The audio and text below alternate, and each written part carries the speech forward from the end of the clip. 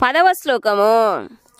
తమువాచ హృషీకేశః ప్రహసన్నివ భారత సేనయోర్భయోర్మధ్యే విసీదంతమిదం వచః. తమ్ అతనితో ఉవాచ పలికెను హృషీకేశః ఇంద్రియములకు ప్రభువు అయిన శ్రీకృష్ణుడు. ప్రహసన్ నవ్వుతూ యువావలే భారత ఓ ధృతరాష్ట్ర భరతవంశీయుడా. సేనయో ఉభయో ఇరు సేనలు మధ్య నడుమ విసీదంతం దుఃఖిస్తున్న వానితో ఇదం ఈ క్రింది వచనములు. ఓ భరతవంశీయుడా. ఆ సమయమున నవ్వుచూ శ్రీకృష్ణుడు ఇరు సేనల నడుమ దుఃఖమగ్నుడైన అర్జునునితో ఇట్లు పలికెను. భాష్యము. హృషీకేశుడు మరియు గుడాకేశుడు అను ఇరువురు సన్నిహిత మిత్రుల సన్నడుమ సంభాషణ జరుగుతుండెను. మిత్రులుగా వారిరువురు సమాన స్థితిలో ఉన్నప్పటికీ వారిలో ఒకరు స్వచ్ఛందముగా మరొకరికి శిష్యుడయ్యను. మిత్రుడు శిష్యునిగా మారదలిచినందున శ్రీకృష్ణుడు నవ్వుతుండెను. అతడు సర్వేశ్వరునిగా ఎల్లప్పుడూ తన అత్యున్నత స్థితిలోనే నిలిచి ఉండును. అయినను తన భక్తుడు వాంఛించునట్లుగా మిత్రునిగా పుత్రునిగా ప్రియునిగా వర్తించుటకు భగవానుడు అంగీకరించును. కనుకనే భక్తుడు తనను గురువుగా అంగీకరించగానే భగవానుడు ఆ స్థానమును గ్రహించి శిష్యునితో అవసరమైన గాంభీర్య సంభాషణ చేసెను.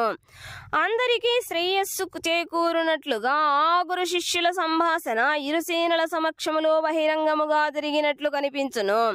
కనుకనే భగవద్గీత బోధనలు ఒక ప్రత్యేక వ్యక్తికి గాని సంఘముకు గాని జాతికి గాని సంబంధించినది కాకుండా మానవులందరి కొరకై నిర్దేశించబడినవి. శత్రుమిత్రులందరూ సమానముగా దాన్ని వినుటకు అర్హులు. 11వ శ్లోకము. శ్రీ భగవానువాచ అశోచ్యానన్వశోచస్త్వం ప్రజ్ఞావాదాంచ భాషసే గతాసు నాగతాసుంచ నానుశోచంతి పండితాః. శ్రీ భగవాన్ ఉవాచ శ్రీకృష్ణ భగవానుడు పలికెను. అశోచ్యాన్ దుఃఖింపదగని విషయము. అన్వశోచః నీవు విచారిస్తుంటివి. త్వం నీవు. ప్రజ్ఞావాదాన్ పాండిత్యముతో కూడిన పలుకులు చా కూడా భాషసే పలుకుతుంటివి. గతాసూన్ మరణించిన వారిని గూర్చి అగతాసూన్ జీవించి ఉన్న వారిని గూర్చి చా కూడా నా అనుశోచంతి శోకించరు పండితాః పండితులు. దేవాది దేవుడు పలికెను. పాండిత్యముతో కూడిన పలుకులను పలుకుచునే నీవు శోకింపదగని విషయమును గూర్చి శోకించుచున్నావు. పండితులు జీవించి ఉన్న వారిని గూర్చి గాని మరణించిన వారిని గూర్చి గాని శోకింపరు. భాష్యము. భగవానుడు వెంటనే గురుస్థానమును గ్రహించి శిష్యుడిని పరోక్షముగా మూర్ఖుడని పిలుస్తూ గట్టిగా మందలించెను. నీవు పండితుని వలె భాషిస్తుంటివి. నిజమైన పండితుడు అనగా దేహము మరియు ఆత్మను ఎరిగినవాడు. దేహపు ఏ స్థితిని గూర్చి జీవించి ఉన్నట్టి స్థితి గాని మృతస్థితికి గాని శోకింపడని నీవు ఎరుగవు అని భగవానుడు పలికెను. తరువాతి అధ్యాయములలో వివరించబడినట్లుగా భౌతిక పదార్థము ఆధ్యాత్మిక జీవ పదార్థము ఈ రెండింటినీ నియంత్రించు వానిని గూర్చి ఎరుగుటయే జ్ఞానము. అర్జునుడు రాజకీయములు లేదా సాంఘిక స్థితుల కంటేనూ మత ధర్మములకే అధిక ప్రాధాన్యమియ్యవలెనని వాదించెను. కానీ భౌతిక పదార్థము ఆత్మ భగవంతుని గూర్చిన జ్ఞానము మత ధార్మిక నియమముల కంటేనూ ఎంతో ముఖ్యమని అతడు ఎరుగలేకుండెను. అట్టి జ్ఞానము లోపించుట చేత అతడు తనను తాను గొప్ప పండితునిగా ప్రదర్శించుకొనుచు భాషించి ఉండకూడదు.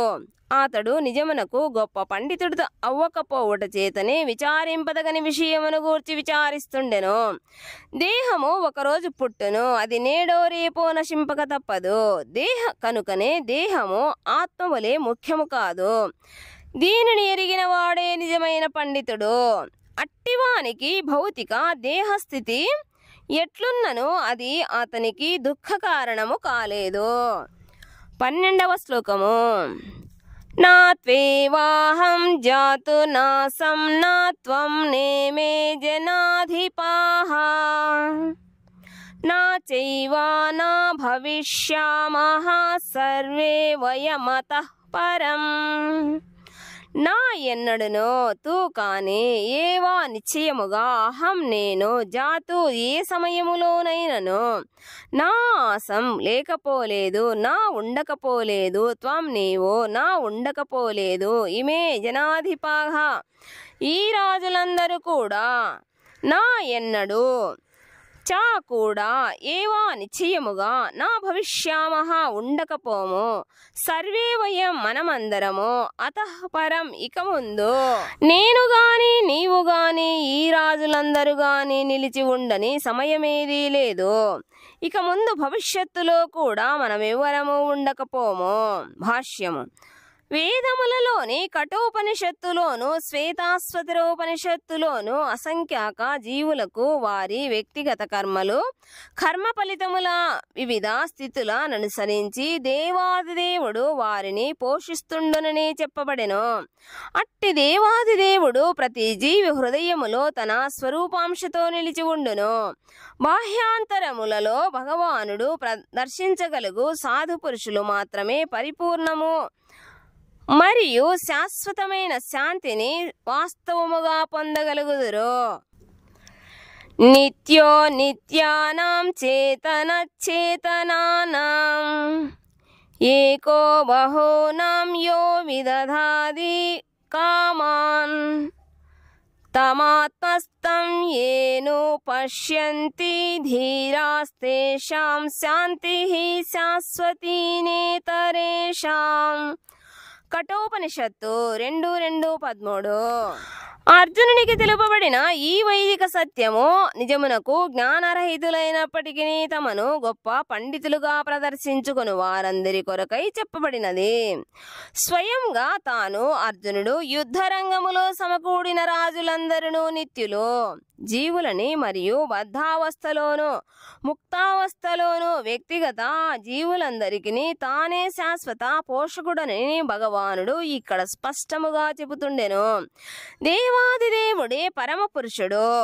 అతని నిత్య సహచరుడైన అర్జునుడు మరియు అక్కడ సమకూడిన రాజులందరూ శాశ్వత వ్యక్తిగత ఆత్మలు. గతములోను వారు వ్యక్తిగత జీవులుగా ఉండకపోలేదు, ఇక ముందు కూడా నిత్య వ్యక్తిగత ఆత్మలుగా ఉండకపోరు. అనగా వారి వ్యక్తిత్వము గతములోనూ కలదు, భవిష్యత్తులోనూ ఎట్టి అవరోధము లేకుండా నిరంతరముగా కొనసాగును. కనుక ఎవరి కొరకును శోకించుటకు ఎట్టి కారణము లేదు. మోక్షానంతరము అనగా జీవాత్మ మాయాచ్ఛాదన నుండి బయటపడి నిరాకార బ్రహ్మములో లీనమై తన వ్యక్తిత్వమును కోల్పోవునని పలుకు మాయావాద సిద్ధాంతమును పరమ ప్రామాణికుడైన శ్రీకృష్ణ భగవానుడు ఇక్కడ సమర్థించుటలేదు. అట్లే జీవుని వ్యక్తిత్వము కేవలము బద్ధస్థితిలో మాత్రమే నిలిచి ఉండునను సిద్ధాంతము కూడా ఇక్కడ సమర్థించబడుటలేదు. ఉపనిషత్తులలో నిర్ధారించబడినట్లు భగవానుని వ్యక్తిత్వము మరియు ఇతరులందరి వ్యక్తిత్వములు కూడా భవిష్యత్తులోనూ శాశ్వతముగా కొనసాగునని శ్రీకృష్ణుడు ఇక్కడ స్పష్టముగా తెలుపుతుండెను. మాయాతీతుడగుట చేత శ్రీకృష్ణుని ఈ వచనము మిక్కిలి ప్రామాణికమైనది. వ్యక్తిత్వం అనేది వాస్తవము కాకపోయినచో శ్రీకృష్ణుడు భవిష్యత్తులోనైనా అని చెబుతూ దీనిని నొక్కి వ్యాఖ్యానించేవాడు కాడు. ఇక్కడ శ్రీకృష్ణుడు తెలిపిన జీవుని వ్యక్తిత్వము భౌతికమే గాని ఆధ్యాత్మికము కాదని మాయావాదులు వాదింపవచ్చును. ఒకవేళ జీవుని వ్యక్తిత్వము భౌతికమైనదనే ఆ వాదమును అంగీకరించినను శ్రీకృష్ణ భగవానుడి వ్యక్తిత్వములోని భేదమును ఎట్లు గుర్తించగలము? శ్రీకృష్ణుడు తాను గతములోనూ ఉంటినని మరియు భవిష్యత్తులోనూ ఉందునని స్పష్టముగా నిర్ధారించెను. అతడు తన వ్యక్తిత్వమును అనేక విధములుగా నిర్ధారించి చూపెను.